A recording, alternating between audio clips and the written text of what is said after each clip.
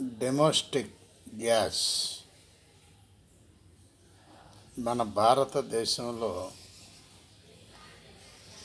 Gas అనేటటువంటిది బాగా వాడుకలో ఉన్నది. అడవులలో మాత్రమే కట్టెలు వాడటం జరుగుతుంది వంటలకు. కానీ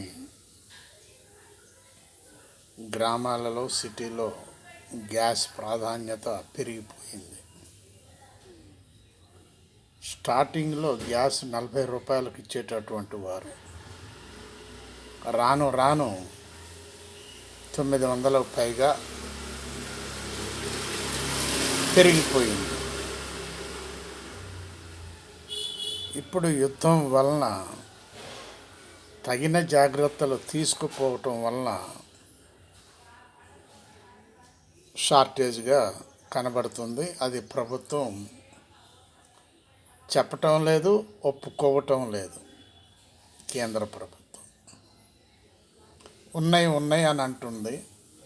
ఇక్కడ బాధలు పడేవాళ్ళు పడుతున్నారు. చూస్తున్నారు కదా, హోటల్స్ ఎన్ని బంద్ ఉన్నాయో, ఎంతమంది పనులు లేక బాధపడిపోతున్నారు, కష్టపడిపోతున్నారు తిండి దొరక్క. ఇది కరోనా కంటే మహా డేంజర్గా ఉన్నది. నోట్ల రద్దు కంటే ఇంకా డేంజర్గా ఉన్నది.